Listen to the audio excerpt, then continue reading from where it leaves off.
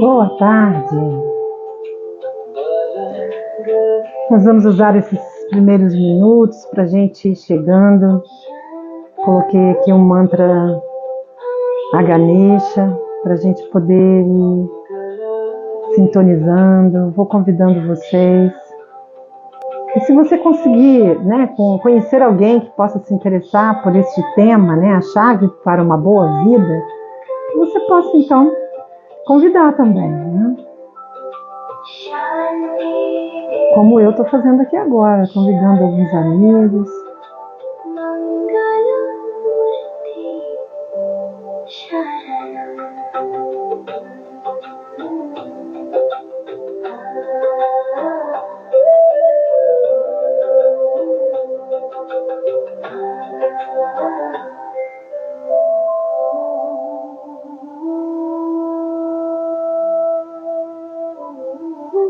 Vamos lá, convidei aqui algumas pessoas, de repente você convida também, e a gente faz um grupo.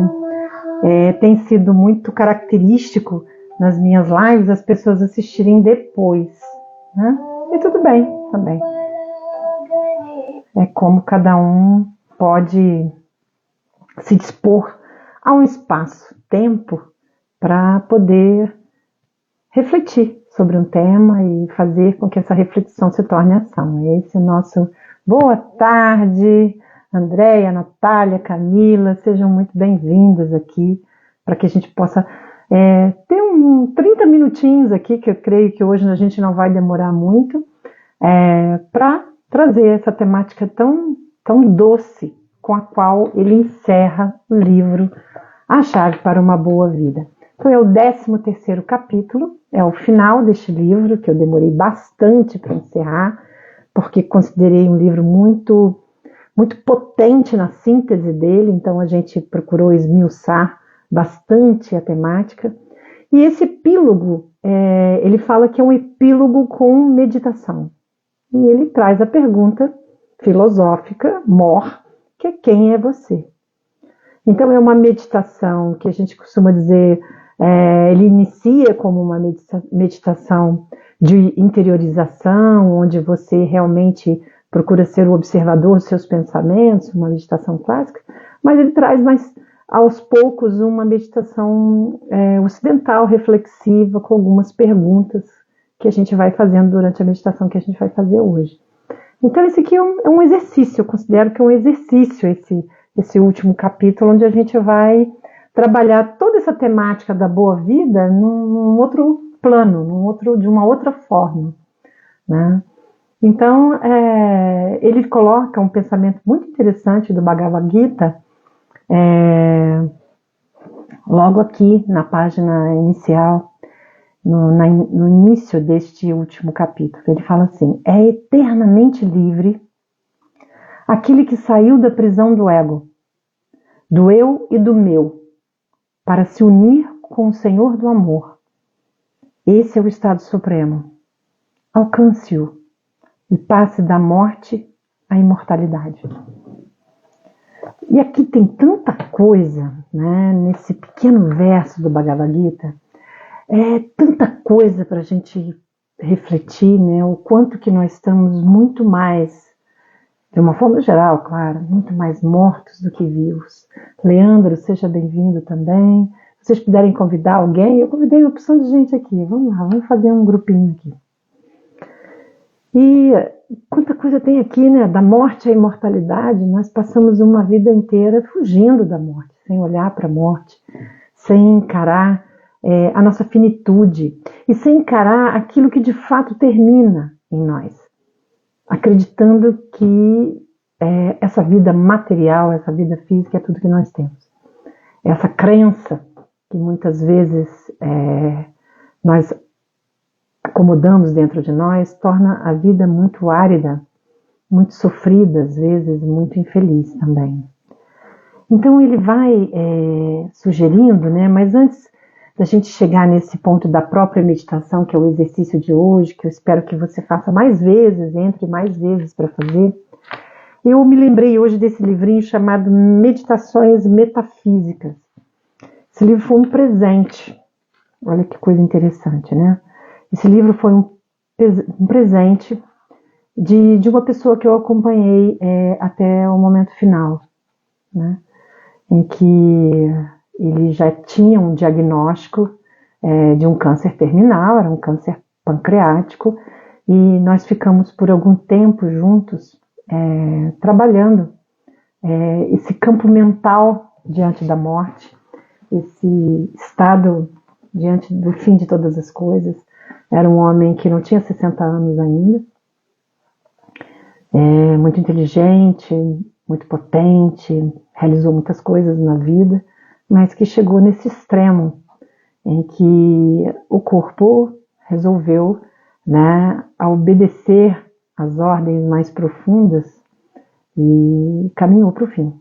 E ele me deu esse livrinho chamado Meditações Metafísicas, né, que são meditações muito devocionais de Paramahansa Yogananda, foi um grande mestre, um iluminado, né, que são orações e afirmações, né, de visualizações universais no sentido da amplitude. Na introdução desse livro, hoje não sei por que eu me lembrei dele, na introdução desse livro ele nos prepara para as meditações, né, e tudo mais. E ele fala uma coisa que eu achei muito cabível assim, dentro desse nosso último capítulo do livro. Ele disse assim: tranque a porta das pálpebras, ou seja, esse olhar para fora, né? Tranque a porta das pálpebras e expulse a dança frenética das cenas tentadoras. Mergulhe a mente no poço insondável do coração. Poético e lindo, né? Então, ele vai dizendo, né, que ele gostaria de... O nosso querido Garriga vai dizendo que ele gostaria de, então, encerrar esse livro com essa meditação, que segundo ele tem a ver com o último capítulo que a gente já colocou aqui, que fala da chave é o ser, e com ela todas as portas lhe serão acessíveis. O que permanece na nossa vida, né? Essa vai ser a nossa meditação, esse caminho, esse questionamento aqui dentro de nós. E eu trouxe também o livro de Francesc Torralba, outra sugestão maravilhosa, chamada Inteligência Espiritual. Francesc Torralba é um filósofo espanhol que eu tive a oportunidade de conhecer pessoalmente, num fórum internacional muito interessante, e tive a oportunidade de subir o elevador com ele e falar coisas banais também, foi muito interessante também essa parte. E ele diz assim, né, que eu achei interessante trazer aqui para vocês.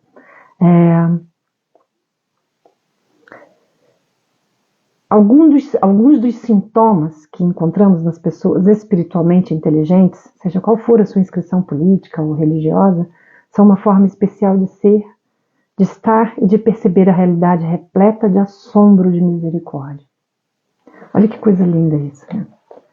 Entender a realidade como um abraço da vida. Seja lá o que for que esteja acontecendo na nossa vida agora, e esse livro, A Chave para uma Boa Vida, fala muito disso. Seja lá o que for que está acontecendo na minha vida, o desafio que eu estou sendo convidada a passar, viver e experimentar, pode ser simplesmente um abraço misericordioso para os crentes do Pai, para os não crentes do universo, da vida, da energia suprema. Então, que maravilhoso a gente chegar no final desse livro fazendo esse questionamento mais profundo. Quem é você? O que nós realmente estamos escolhendo para a nossa vida? A chave para uma boa vida não poderia ser fechada, esse livro, de uma maneira melhor do que desse retorno à tua essência. Né? Porque é essa essência que é capaz de desenvolver essa boa vida, que é capaz de tornar essa vida uma vida significativa, com sentido. E aí ele diz, a paralisia vital, o não saber o que fazer, o não saber aonde ir, o não saber como preencher o tempo, é a consequência da atrofia dessa inteligência espiritual. É a anemia de sentido. Olha quanta anemia de sentido a gente vive hoje. E quanto nós nos perdemos, de uma forma geral, na distração de temáticas, assuntos, conversações, até encontros e pessoas que na realidade não fazem sentido para nós. E nós continuamos alimentando aquilo. nós continuamos investindo naquilo de alguma forma. Ou pior, né? Gastando a nossa energia com esse vazio. E aí chegamos ao fim do dia, depois de muito, muito olhar para fora e não trancar aqui as nossas pálpebras, a gente chega ao final do dia com um vazio ainda maior. Sem saber por que nós estamos aqui, o que nós estamos fazendo, o que nós realmente gostaríamos de fazer. Então, como é importante a gente começar a fazer perguntas mesmo, para esse ser essencial, porque é incrível, mesmo que a gente esteja num momento que a gente diga, eu não sei, alguma coisa vem a partir da pergunta. Essa é uma chave que a própria neurolinguística e mesmo todos os processos de coaching descobriram de uma forma muito prática.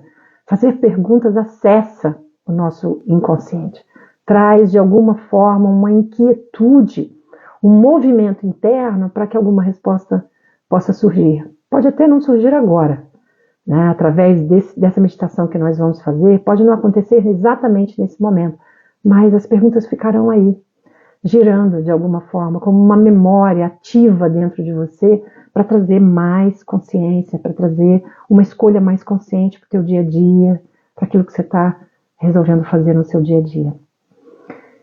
Então, a chave é o ser, como ele diz, e com ela todas as portas serão acessíveis. Então eu vou pedir para você, eu vou colocar aqui o nosso mantra novamente, e eu vou pedir para você sentar confortavelmente, na medida do possível.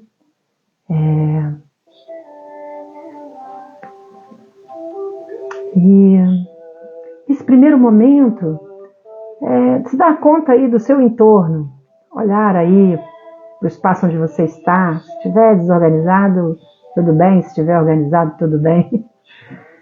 E procurar nessa postura digna, que é essa postura que a gente propõe nas meditações, se colocar diante do seu ser, com essa dignidade. Porque quando a gente senta de qualquer jeito, a gente se joga na cadeira, e mesmo quando a gente está deitado, às vezes, a gente não está nessa entrega, nessa posição. Então, que a gente coloque nosso corpo agora predisposto a fazer esse exercício meditativo aqui. Então, põe a sua atenção no movimento que o ar faz no seu corpo, a sua respiração. E aos pouquinhos, feche os olhos. Lentamente, feche seus olhos, concentrando-se na sua respiração. Uma respiração amorosa, ou seja, você não precisa impor nenhum ritmo a ela. Simplesmente respeitar o ritmo mais confortável que você conseguir para esta respiração. É muito natural que alguns pensamentos venham. Você os acompanha, mas não se envolve com eles. Deixa passar esses pensamentos. Então eu te convido para esta meditação, convidando também um relaxamento da tua musculatura, uma observância do seu corpo, focando cada vez mais na sua respiração. Entenda que essa é a única tarefa possível para você neste momento. Muitas coisas podem vir nesses momentos, quando a gente senta para meditar. Tenho que fazer isso, tenho que fazer aquilo. Mas isso nada mais é do que uma artimanha do ego para não aquietar, para te manter nessa agitação mental. Então esse é o único norte, a única realidade. Você respirando, atento à sua respiração aqui e agora. Esse simples ato de consciente de todos os seus sentidos, respirar. Nós vamos com os nossos pensamentos, os nossos medos, desejos, inquietudes, deixando tudo isso se acalmar. Faça a sua respiração ocupar todo o espaço, toda a sua atenção. Então os pensamentos, eles vão nascer e morrer sozinhos. E você volta fixa na sua respiração. É um lugar quieto dentro de você, um centro dentro de você, que você pode sentir no seu coração, pode sentir no seu abdômen. Então, acalme, relaxe, silencie.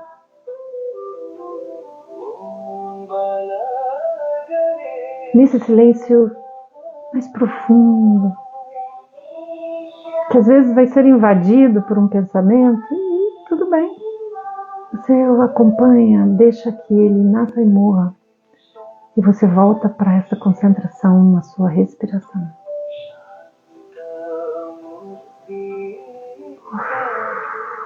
Isso.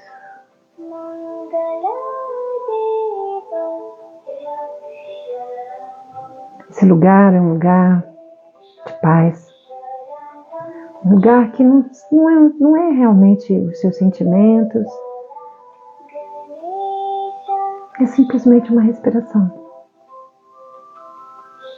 Livre de turbulências emocionais, de desejos e medos. Um lugar que também não é pensamento. É só sua respiração. Como se fosse um céu limpo. Um lugar que pode ser sentido como um centro que não é nada daquilo que normalmente experimentamos como eu. Sem preocupações. Só respirando. Como se fosse um eu mais profundo.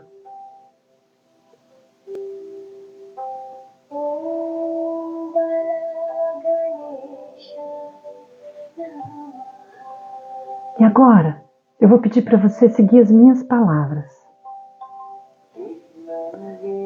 E permita que isso conduza a sua própria experiência interna.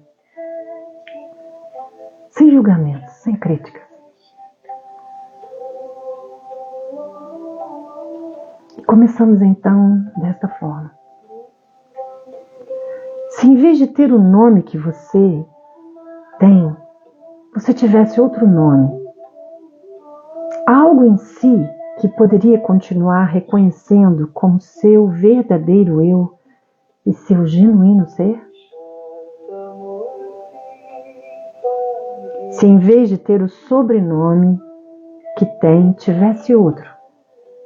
Se em vez de ser filho dos seus pais, filha dos seus pais, irmão ou irmão dos seus irmãos, neto de seus avós, e em vez de pertencer à família que pertencesse a outra família, ou tivesse outros pais e outro sobrenome, há algo em você que poderia continuar reconhecendo como seu verdadeiro eu, seu genuíno ser?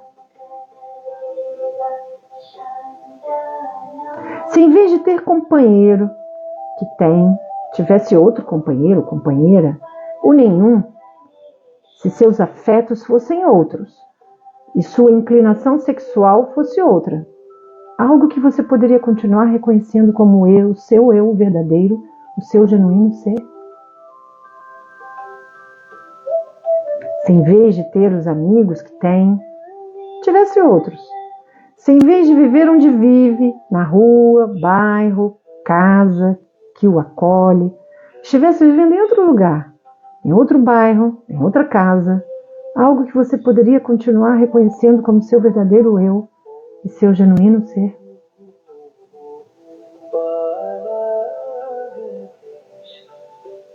Se em vez de ser homem, fosse mulher, ou em vez de ser mulher, fosse homem, se tivesse outro sexo, outro gênero, há algo em você que poderia continuar reconhecendo como seu verdadeiro eu e seu genuíno ser?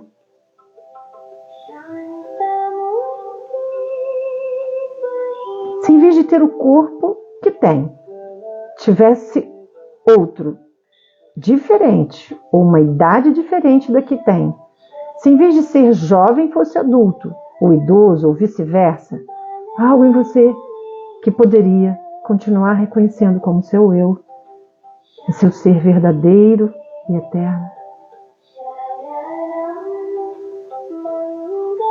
Se em vez de ser da raça que você é, fosse de outra, ou de outra cor de pele, ou de outra constituição diferente que tem agora, algo que em você poderia continuar reconhecendo como sendo seu eu, o seu ser?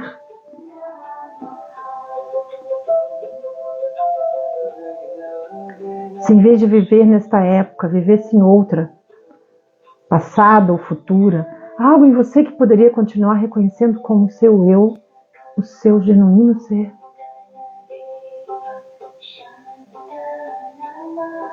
Se em vez de crescer na cultura e país em que cresceu, nas crenças e valores que abriga, houvesse crescido em outra cultura, religião, nação, povo, crenças, valores, há algo em você que poderia continuar reconhecendo como seu genuíno eu e o seu magnificente ser? Se em vez de ter as crenças e valores que tem, que definem sua vida e suas opiniões, tivesse outras crenças ou valores, ou se ficasse sem eles, há algo em você que poderia continuar reconhecendo como seu eu e seu ser magnificente? Se em vez de ser um ser humano, fosse outro animal, um pinguim, uma bactéria ou um ornitorrinco, há algo em você que poderia continuar reconhecendo como seu eu verdadeiro ou seu genuíno ser? Simplesmente permita que aquilo que sente o acompanhe e tenha espaço em você. E se sentir que é bom e lhe dá paz,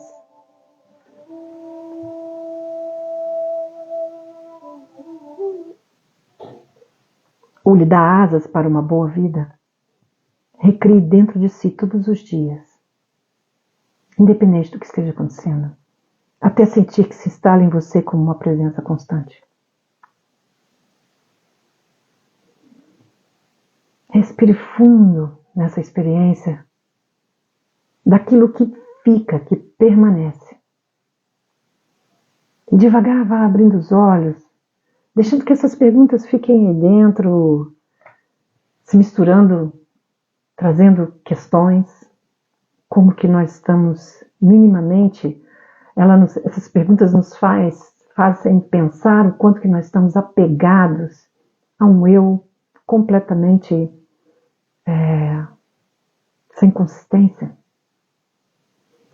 Ele trouxe coisas muito potentes aqui, como a nossa raça, a nossa família, a nossa língua, o nosso país, o nosso lugar de moradia, nossas crenças, nossos valores, o que nós seríamos.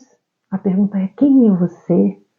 Se tudo isso fosse outro, diferente, o que realmente fica? Essa semana eu ouvi uma frase, uma afirmação de uma pessoa dizendo que nós vamos perder absolutamente tudo que nós dizemos que temos. E essa pessoa afirmava isso relacionado às pessoas que a gente ama, às coisas materiais, né, que a gente tem, um lápis que seja, tudo que nós temos, nós vamos perder. Ou vai ficar quando nós não estivermos mais aqui. E ainda assim, nós continuamos fazendo um culto diário ao apego. Apego às pessoas, apego a situações, apego à imagem, apego a esse ego que é finito. Porque essa personalidade, ela tem um fim. Eu não vou permanecer, Lana, em você, quem você é, como nome. Foi a primeira coisa que ele colocou aqui, se você não tiver esse nome. Né? Uma das primeiras coisas. Se você não for filho dos seus pais, se você não tiver essa condição que você tem, o que resta? O que resta de você? Talvez essa chave o grande, né, desenvolvedor da logoterapia, que é o Viktor Frankl, que trouxe, no meio da miséria do campo de concentração, ele trouxe o que resta aqui, resta o sentido da vida. E ele talvez tenha essa grande maestria sobre esse tema, porque ele realmente se colocou num lugar onde tudo foi tirado. Sua família foi tirada, seu nome foi tirado, porque dentro de um campo de concentração você é um número. Sua dignidade é tirada, né? Suas roupas, sua casa, sua identidade, sua profissão, absolutamente tudo é tirado. E o que resta? O que resta? Então essa é uma questão muito profunda para que a gente encontre a resposta, não de supetão, mas que a gente encontre ao longo da vida a resposta para a pergunta: quem sou eu? E descubra algo que seja permanente dentro de nós, que vá ficar dentro de nós, apesar de tudo, de todas essas figurações, todas essas letras, todos esses rótulos, se eles todos desaparecem, o que resta dentro de mim? O que realmente faz sentido? O que realmente me impulsiona? Então, se eu estivesse agora, nesse exato momento, num lugar onde ninguém me reconhecesse como eu sou, o que resta de mim para apresentar àqueles que eu encontrar? Que seja verdadeiro, que seja genuíno. É uma pergunta profunda, muito profunda. E essa semana, ouvindo isso, me fez refletir se quantas coisas nós somos apegados, quebramos alguma coisa, uma joia se perde, somos assaltados, alguma coisa. Essa semana aconteceu isso, né?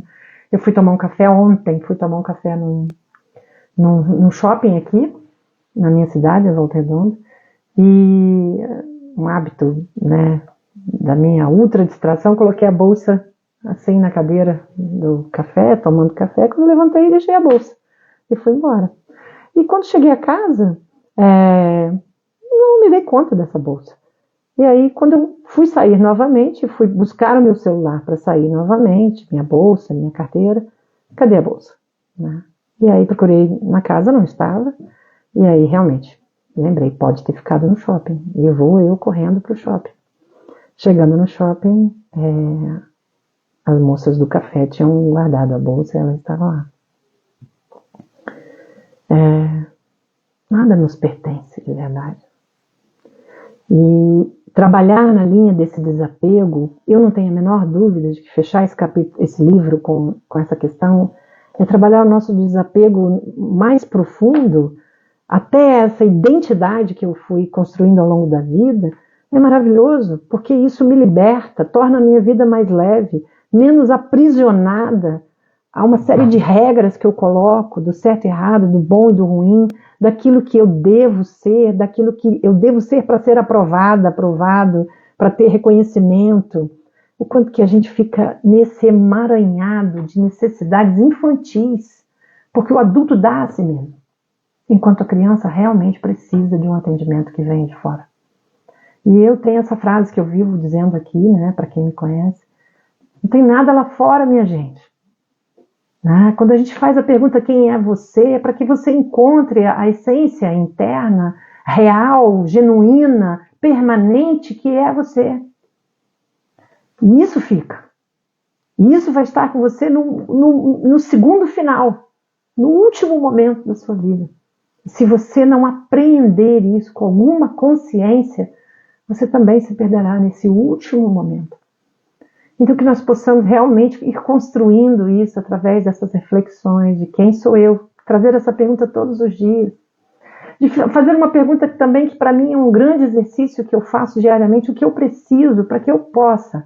Essa pergunta não é o que eu quero, é o que eu preciso para que eu possa me atender diariamente e ir para a vida com menor exigência egóica, debruçando sobre os outros o peso das minhas necessidades, que eu possa colher essa parte em mim que ainda não entendeu que é pura luz, que tem tudo, que nada falta para essa parte. Por quê? Porque como adulto eu posso acessar as soluções, infinitas soluções.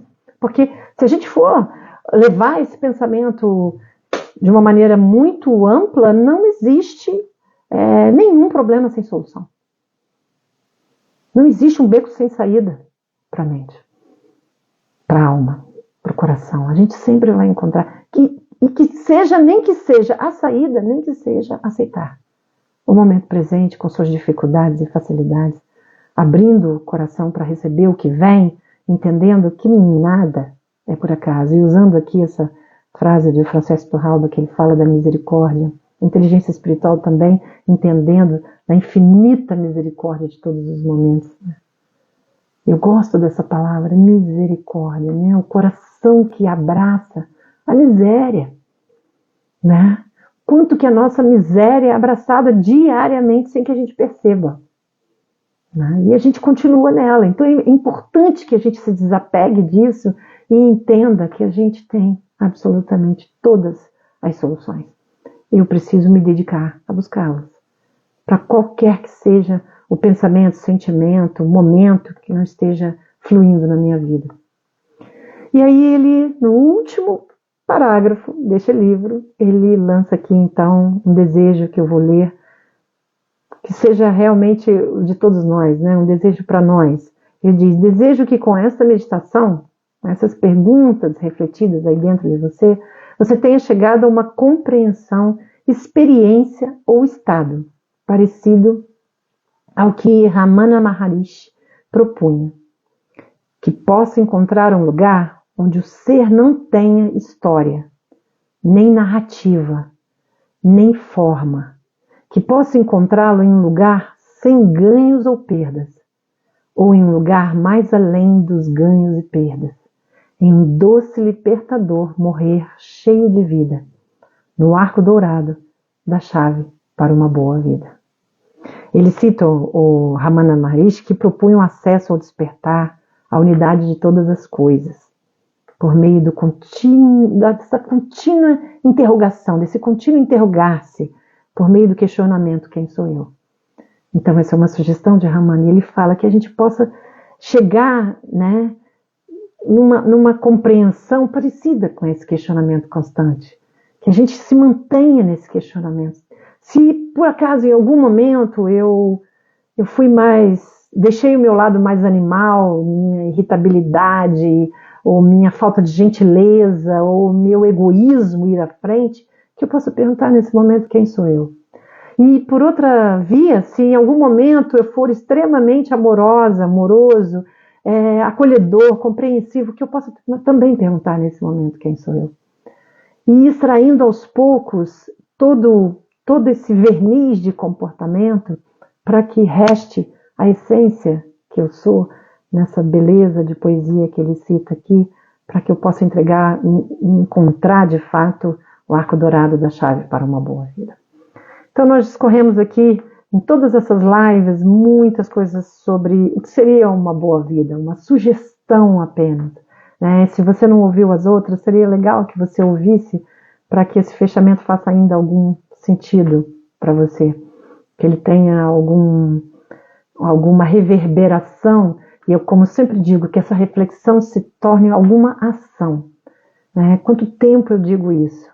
Que as nossas reflexões, que aquilo que você lê, que aquilo que você medita, que aquilo que você se depara no dia a dia se transforme numa reflexão que vire ação. Uma ação na direção daquilo que é verdadeiro para você, na direção daquilo que faz sentido. Porque quanto tempo nós perdemos com o vazio da vida, né? Quanto tempo nós perdemos olhando para aquilo que é perecível, e mesmo para aquilo que nós não podemos mudar. Quantas vezes nós nos perdemos horas a fio numa situação que já aconteceu e que não tem como mudar. Ou nos perdemos em pensamentos altamente ansiosos, olhando para um futuro que a gente também não pode viver aqui e agora. Então era essa mensagem. Eu insisti em deixar essa última meditação para uma última live curtinha aqui com vocês. E a ideia é a gente praticar, a gente trazer para a ação dos nossos dias essa consciência, esse despertar, através da pergunta: quem sou eu? Através da pergunta se essa vida que eu estou escolhendo é de fato uma boa vida. E a partir do momento mínimo, pequeno, né, que você esteja vivendo agora, vocês que estão aqui, essas poucas pessoas que estão aqui comigo agora, escolheram estar aqui comigo. Por quê, né? Isso leva você para uma boa vida? Então que eu possa fazer isso também, né? Além de perguntar essa essência, de trazer essa verdade cada vez mais clara para mim, que eu possa sair pela vida e fazendo essa pergunta, né? Isso me leva para uma boa vida? Estar com essas pessoas neste lugar, fazendo isso que eu estou fazendo, pensando isso que eu estou fazendo, pensando, ingerindo isso que eu estou ingerindo, este alimento, essa bebida, né? Isso é um caminho para uma boa vida? Eu de fato estou escolhendo isso para ter uma boa vida? Então que a gente possa trazer essa reflexão diária e com certeza isso vai trazendo uma consciência do quanto que nós podemos escolher mais do que estamos escolhendo. O quanto nós estamos nos deixando levar e esquecendo que nós estamos aqui nesse momento do agora, a gente pode escolher o que realmente seria uma boa vida para nós. Muito obrigada por vocês estarem aqui comigo e para quem vai assistir depois, e que a gente possa sair daqui com essa missão aí do domingo, do momento presente. Quem sou eu? E isso ou aquilo me leva para uma boa vida? Essa é a pergunta. Um beijo no coração de todos vocês.